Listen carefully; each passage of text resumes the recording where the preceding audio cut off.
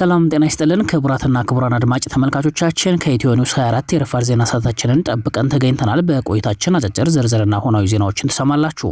ዕለተ ሐሙስ መጋቢት 27 ቀን 2018 ዓ.ም በቅድሚያም አበይት ዜና ርዕሰ ጉዳዮችን እናስደምጣችሁ። ኮማንዶቹ ሁሉ ተመርጠው ገብተው ሳይመርጡ ያፈሙስ ሲሳይ የሚሆኑበት የሸዋ ምድር ዛሬም ታሪክ እየተደገመበት ይገኛል ተብሏል። በምንጃር ሸንኮራ ወረዳ በሙሉዎቹ የፋኖ ኃይሎች ባደረጉት ተጋድሎ ያገዛዙ ኃይል ከፉኛ ጉዳትን አስተናግዷል። የብልጽግና ኃይል በአየር መቃወሚያና በሌሎች ከባባድ መሳሪያዎች ሽፋን ታግዞ በጋሸናና በፍላቂት ገረገራ መካከል ሬሽን ለመቀባበል እየተንቀሳቀሰ እንዳለም በተወሰደበት እርምጃ በርካታ ሰራዊት ኃይሉ የአፈር ሲሳይ መሆኑ ተረጋገጠ። ብልጽግና ከፍተኛ መኮንኖቹን በሞት ሲነጠቅ ፋኖ በውጊያ ስኬቱ ላይ አተኩሮ መቀጠሉን አዛዡ ተናገሩ። የወታደራዊ አዛዡ ሞት በ4 ኪሎ ፍራቻን አንግሷል።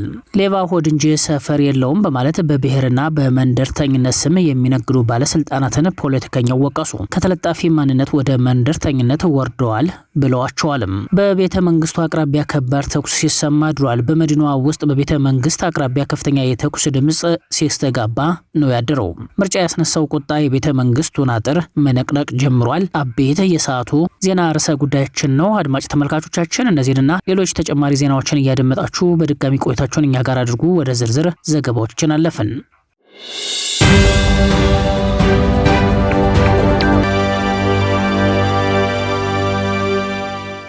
ኮማንዶቹ ሁሉ ተመርጠው ገብተው ሳይመርጡ ያፈሙስ ሲሳይ የሚሆኑበት የሸዋ ምድር ዛሬም ታሪክ እየተደገመበት ይገኛል። በምንጃር ሸንኮራ ወረዳ በሙሉዎቹ የፋኖ ኃይሎች ባደረጉት ተጋድሎ ያገዛዙ ኃይል ከፉኛ ጉዳትን አስተናግዷል። በሸዋ ጠቅላይ ግዛት ምንጃር ሸንኮራ ወረዳ በሸዋ ጠቅላይ ግዛት አሳምነው እዝ ከሰምኮር ነበልባል ክፍለ ጦርና በአባት አርበኞች ጦር በቅንጅት በተደረገ ከፍተኛ የደፈጣ ጥቃት ባገዛዙ ጥምር ጦር ላይ ከፍተኛ ሰብአዊና ቁሳዊ ጉዳት መድረሱን የኮሩ የህዝብ ግንኙነት መምሪያ ይፋ አድርጓል። ይህ የተሳካ ኦፕሬሽን የተፈጸመው ግንቦት 25 2018 ዓ.ም ከቀኑ 10:15 ጀምሮ እስከ ምሽቱ 1:30 ድረስ ለረጅም ሰዓታት በቆየ ከባድ ውጊያ ሲሆን በውጊያውም ባገዛዙ ኃይል ላይ ከፍተኛ ቆሳዊና ሰብአዊ ኪሳራ መድረሱን ዘግየት ብሎ በወጣው መረጃ ላይ ለመረዳት ተችሏል። ይህ ወታደራዊ እርምጃ የተወሰደው በአሞራ ቤት ቀበሌ መልካጅሎ የምርጫ ጣቢያ ሰኞ ዕለት ተሰባስቦ ማክሰኞ ሊጓጓዝ የነበረን የምርጫ ኮሮጆ ይዞ ሲመለስ በነበረው የብልጽግና ጥምር ጦር ላይ እንደሆነም ተገልጿል።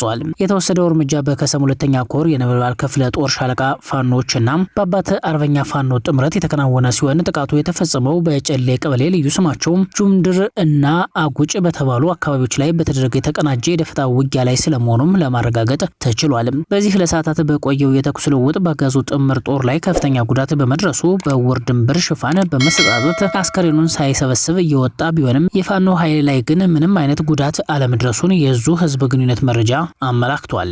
በወሎ የ106ኛ ኮር 22ኛ ክፍለ ጦር ስር የሚንቀሳቀሱት የክንዱ አሻግሬ ሬጂመንት አርበኞች ትላንት ግንቦት 26 2018 ዓ.ም ሙሉ ቀን በፈጀ ቆይታ በወሰዱት የደፈጣ ጥቃት እርምጃ የብልጽግና ሰራዊትን አከርካሪ ሰብረው ድል መቀዳጀታቸውን ይፋ አደረጉ። የብልጽግና ኃይል በአየር መቃወሚያና በሌሎች ከባባድ መሳሪያዎች ሽፋን ታግዞ በጋሸናና በፍላቂት ገረገራ መካከል ሬሽን ለመቀባበል እየተንቀሳቀሰ እንዳለ ነው እርምጃው የተወሰደበት ሲል ኮሩ አስታውቋል። በጋሸናና በፍላቂት መካከል ልዩ ስሙ አንችም ኪዳነ ምሕረት በተባለ አካባቢ ላይ በ22ኛ ክፍለ ጦር ስር የሚገኙት የክንዱ አሻግሬ ሬጂመንት አርበኞች በወሰዱት የደፈጣ እርምጃ 7 ወታደሮች ሲሞቱ በርካቶች በጽኑ መቁሰላቸውና ለሕክምና ወደ ጋሸና ጤና ጣቢያ መወሰዳቸው ተገልጿል። በተጋድሎ የጠላት ኃይል የውር ድንበር በመተኮስ ለሽፋን መስጫ ሲጠቀምበት የነበረው የአየር መቃወሚያ በብሬን ምድብተኛ አርበኞች ተመቶ ሙሉ በሙሉ ከጥቅም ውጭ ሲደረግ ጠላት ከወደ ጋሸና ተጨማሪ ኃይል በማስገባት የተቃጠለበትን ዙ 23ን በሸራ ሸፍኖ በክሬን በማስጎተት እንዲሁም ሞትና ቁስለኛ ወታደሮችን ይዞ ወደ ጋሸና ከተማ መሸሹ ተገልጿል። በቀጽል ስሙ ጨልፍ በመባል የሚታወቀው የክቡር ሰማዕቱ ቀኛዝማች ሀብተ ማርያም ተስፋ ልጆች የተገማች በሆነ የጦር ጥበብና በፍጹም ጀግንነት እንዲሁም ፍጥነት ያገዛዙን ሰራዊት ከበባ ውስጥ በማስገባትና ከባድ ጥቃት በመፈጸም አሽመድምደውታል ተብለዋል።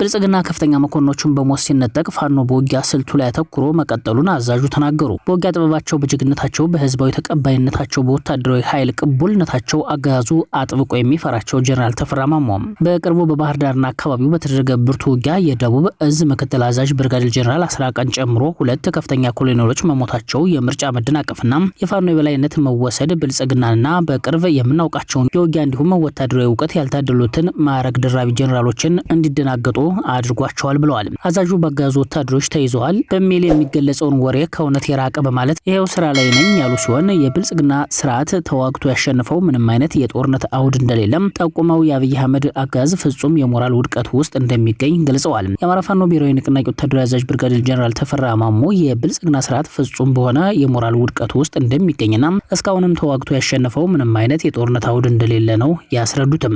አዛዡ ሰሞኑን በአራቱም ቀጠናዎችና በወለጋ አካባቢ የተካሄደውን የተቀናጀ የዘመቻ እቅድ በተመለከተ ማብራሪያ የሰጡ ሲሆን ዘመቻው የመንግስትን የምርጫ እቅድ ማደናቀፍን ጨምሮ ታላቅ ስልታዊ ስኬቶች ያስመዘገበ መሆኑን ጠቁመዋል። በዚህም መሰረት በመንግስት ሰራዊት ላይ ከፍተኛ የሰውና የጦር መሳሪያ ኪሳራ መድረሱን ገልጸዋል። በተለይም ግንቦት 16 2018 ዓ.ም በባህር ዳርና በሌሎች አካባቢዎች በተደረገው ብርቱ ውጊያ የደቡብ እዝ ምክትል አዛዥ ብርጋዴር ጀነራል አስናቀን ጨምሮ 2 ከፍተኛ ኮሎኔሎች መሞታቸውንና ይህ ወታደራዊ መሪዎች ኪሳራ የአብይ አህመድን መንግስት ያስደነገጠ መሆኑን አስረድተዋል። መንግስት የደረሰበትን የሞራል ውድቀት ለመሸፈን ሲል የእነዚህን መኮንኖች ሞት ደብቆ በሚስጥር መቅበር መምረጡንም አያይዘው ገልጸዋል። በተጨማሪም የብልጽግና አገዛዝ የሀገር ውስጥ ቀውሱን ለመሸፈን ከኤርትራ ከሱዳንና ከግብጽ ጋር ወደ አላስፈላጊ የጦርነት ትንኮሳ ውስጥ እየገፋ መሆኑንና የሱዳን መንግስት ኢትዮጵያን በኃይል ለመውረር ማቀዱን አስረድተዋል። ይሁን እንጂ የውጭ ኃይሎች ሳይመጡ የአማራ፣ የኦሮሞ፣ የትግራይና የመላው ኢትዮጵያ ኃይሎች እርስ በርስ በመተባበር ስርዓቱን በራሳቸው አቅም እንደሚጥሉት በራስ መተማመን አስረድተዋል። ብርጋዴር ጀነራል ተፈራ ማሞ በመልእክታቸው የፋኖ እንቅስቃሴ በአማራ ክልል ድንበር ብቻ እንደማይወሰንና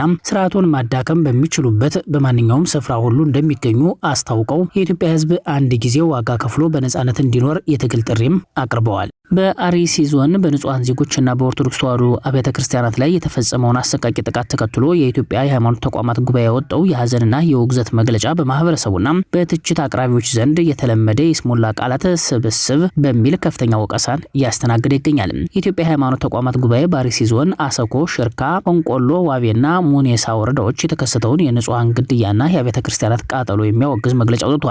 ጉባኤው በመግለጫው ጥልቅ ልብ ስብራት እንደተሰማውና መንግስት ጥፋተኞች ለህግ እንዲያቀርብ የጠየቀ ቢሆንም የጉባኤው ተደጋጋሚ የአቋም መለዋወጥና የአሰራር ድክመት ግን ተቋሙ ከተመሰረተበት ዓላማ ውጭ የአገዛዙ ተገዥ ሆኗል የሚል ጠንካራ ትችት እንዲሰነዘርበት አድርጓል። ጉባኤው በወጣው መግለጫ ቀደም ሲልም ተመሳሳይ ጥቃቶች እንዳይፈጸሙ ለመንግስት ጥያቄ አቅርቦ እንደነበር አስታውሶ አሁንም ችግሩ ባለመቀረፉ ሀዘናችን እጥፍ ድርብ ሆኗል ብሏል። ሆኖም ከተለያዩ አቅጣጫዎች የሚሰነዘሩ ትችቶች እንደሚያመላክቱት ጉባኤው ከተግባራዊ ግፊት ይልቅ ሁነቶች በተከሰቱ ቁጥር ተመሳሳይ ይዘት ያላቸውን የውግዘት ቃላት በማሽጎድጎድ የስሙላ ስራ ላይ ተጠምዷልም ተብሏል። የሃይማኖት ተቋማት ጉባኤ የተዋቀረበትን ቀዳሚ ዓላማ ማለትም የሃይማኖት ነጻነትን ማስከበር፣ በምዕመናን ላይ የሚደርሱ ጥቃቶችን በጋራ መከላከልና ለፍትህ በነጻነት መቆምን ሙሉ በሙሉ ዘንግቶታልም ነው የተባለው። በተለይም በተለያዩ የሀገሪቱ ክፍሎች የሃይማኖት ተቋማት ሲቃጠሉና አገልጋዮች ሲታረዱ ጉባኤው መንግስትን በቀጥታ ተጠያቂ ከማድረግ ይልቅ የአገዛዙን የፖለቲካ ፍላጎት ላለማስቀየም በሚያደርገው ጥንቃቄ ጥርሱ የተነቀለ አንበሳ ሆኗል በሚል ተወቅሷል።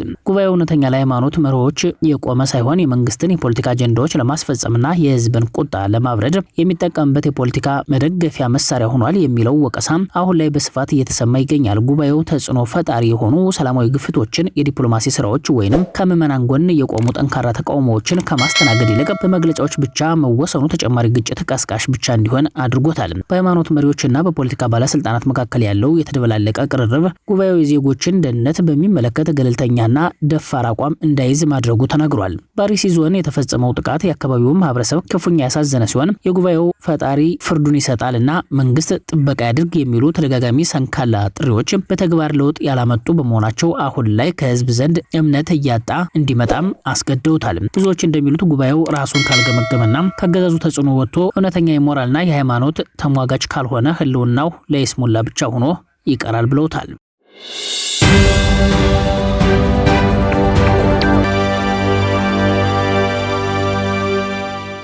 ሌባ ሆድ እንጂ ሰፈር የለውም በማለት በብሔርና በመንደርተኝነት ስም የሚነግዱ ባለስልጣናትን አቶ ታዬ ደንዳ ተችተዋል። የቀድሞው የሰላም ሚኒስትር ዴታ አቶ ታዬ ደንዳ ስልጣንና ጥቅማቸውን ለማስጠበቅ ሲሉ ከብሔር ፖለቲካ ወደ መንደርተኝነት የሚወርዱ አካላትን ለሚደርሰው የንጹሃን ግድያ ሁሉ ተጠያቂዎች ናቸው ብሏቸዋል። አቶ ታዬ በማህበራዊ ሚዲያ ባጋሩት ጽሁፍ በአማች እና በሚዜ ተዋርነው የሀገር ሀብት ሲዘርፉና በቅንጦት ሲኖሩ የነበሩ ኃይሎች ዛሬ ነገሮች አሳሳቢ ሲሆኑባቸው የሐሰት የመንደርተኝነት ኮት አጥልቀዋል ሲሉ ወንጅለዋቸዋል። ከተለጣፊ ማንነት ወደ መንደርተኝነት ወረዱ ያሉት ፖለቲከኛው እነዚህ አካላት መጀመሪያ ላይ ጉዟቸውን በሰፊው የኦሮሞማ ብሔርተኝነት ጀምረውት እንደነበር አስታውሰው ጥቅማቸው አደጋ ላይ ሲወድቅ ግን ወደ ሸዋ አሁን ደግሞ ይበልጥ ወደ ታች ተምዘግዝገው ወደ ምስራቅ ምዕራብ ሸዋ መንደርተኝነት መውረዳቸውን ገልጸዋል። ይህ አካሄድ በሰላማዊው ማህበረሰብ ላይ የተፈጸሙ ወንጀሎችን ለመጥረግና ለመሸፈን የሚደረግ የመላላጥ ጥረት ነው ብለውታል። የሸዋን መሬት ሽጠው ሚሊዮን ቲፕ ሲሰጡ ነበር ያሉት አቶ ታዬም ጥቅማቸው ሲነካ ግን የክልሉን ህዝብ ለፖለቲካ ከለላነት ለመጠቀም እንደሚሞክሩ በዝርዝር አስረድተዋል። ሌባ ሰፈር የለውም ያሉት አቶ ታዬ ደንዳ በህዝቡ ባስተላለፉት ጥሪ ማህበረሰቡ በእንደዚህ አይነት የመንደርተኝነትና የሴራ ፖለቲካ እንዳይሸወድ አሳስበዋል። ህዝባችን ግን ይህን ይያዝ ሌባ ሆድ እንጂ ሰፈር የለውም ሲሉም ጠቁመዋል። ሙስና፣ ዘረፋ የማንኛውም ብሔር ወይም አካባቢ መገለጫ ሳይሆኑ በጥቅም የተሳሰሩ ግለሰቦች መለያ መሆናቸውን በጽኑም አሳስበዋል። እስከ አማችና ሚዜ መንደር እስክትደርሱ ውረዱ ሂዱ በማለት የፖለቲካ ቁልቁለታቸውን እንደሚቀጥሉበት ለገዳይ ባለስልጣናቱ መልእክታቸውን አስተላልፈዋል። በመጨረሻ ቤተ መንግስቱ አቅራቢያ ተኩስ ተከፍቶ አድሯል። በሶማሊያ ዋና ከተማ ሞቃዲሾ ውስጥ በሚገኘው ቤተ መንግስት አቅራቢያ ከፍተኛ የተኩስ ድምጽ መሰማቱ ተዘግቧል። ከሶማሊያ ፕሬዝዳንታዊ መቀመጫ ቪላ ሶማሊያ ቅርብ ርቀት ላይ በአንዳንድ የመዲናው አካባቢዎች ተኩስ የተነሳው ሀገሪቱ ከምርጫ ሂደት ጋር በተያያዘም የፖለቲካ ውጥረት ውስጥ ባለችበት በአሁኑ ወቅት ነው። ከሶማሊያ ፕሬዝዳንታዊ መቀመጫ ቪላ ሶማሊያ ቅርብ ርቀት ላይ በአንዳንድ የመዲናው አካባቢዎች ተኩስ የተነሳው የስልጣን ዘመናቸው የተጠናቀቀው የሶማሊያው ፕሬዝዳንት ሐሰን ሼክ መሐመድ ስልጣናቸውን ለማራዘም ያደረጉትን ሙከራ ተከትሎ ከፍተኛ ተቃውሞ ገጥሟቸዋል። በሀገሪቱ ህገ መንግስት መሰረት የፕሬዝዳንቱ የስልጣን ዘመን ያበቃው ግንቦት 7 2018 ዓ.ም ነው። በዋና ከተማዋ ዳብካና ሳይድካ በተባሉ አደባባዮች መካከል ባለው አካባቢ የተኩስ ድምጽ መሰማቱ ተገልጿል። አካባቢዎቹ ለቤተ መንግስቱ ቅርብ የሆኑ ስትራቴጂካዊ ስፍራዎች ስለመሆናቸውም ተነግሯል። ሳይድካ አደባባይ ወደ ቪላ ሶማሊያ ከሚወስዱ ዋነኛ መንገዶች አንዱ ነው። ከፍተኛ የተኩስ ድምጽ መሰማቱ ሪፖርት ከተደረገ በኋላ የሶማሊያ የጸጥታ ባልደረቦች ምላሽ መስጠታቸው ተገልጿል። ተቃዋሚ ፖለቲከኞች የሆኑት የቀድሞው ጠቅላይ ሚኒስትር ሐሰን አሊ ካሂርና የቀድሞው ፕሬዝዳንት ሻሪፍ ሼክ አህመድ እንዲሁም ፕሬዝዳንት ሐሰን ሼክ መሐመድን ጨምሮ ሌሎችም የምርጫ ጉዳዩን በተመለከተ ለማሸማገል ጥረት እያደረጉ ስለመሆናቸውም ተነግሯል። ሆኖም ግን እየተደረጉ ያሉት ውይይቶች ተቃዋሚዎች ለማካሄድ ያሰቡትን ሰላማዊ ሰልፍ ማስቀረት እንዳልቻለ ተገልጿል። ግጭት እንዳይከሰት ለማድረግ ስምምነት ላይ ለመድረስ የተደረገው ጥረትም ውጤታማ አለመሆኑ ተጠቁሟል። የቀድሞው የሶማሊያ ጠቅላይ ሚኒስትር ሐሰን አሊ ካሂር ፌስቡክ ላይ ባሰፈሩት ጽሁፍ እንደገለጹት ፕሬዝዳንቱ ትዕዛዝ በሰጧቸው የጸጥታ አካላት ጥቃት ደርሶባቸዋል ብለዋል። የስልጣን ዘመናቸው ባበቃው ፕሬዝዳንት ትዕዛዝ ጥቃት ተፈጽሞብናል፣ የሞቱትን ሰዎች ፈጣሪ ይቅር እንዲላቸው እንዲሁም የተጎዱት በፍጥነት እንዲያገግሙ እጸልያለሁ ሲሉም መረጃውን አጋርተዋል። የተከበራችሁና የተወደዳችሁ አድማጭ ተመልካቾቻችን ለሰዓቱ የዘጋጁት መረጃዎች እነዚህ ነበሩ።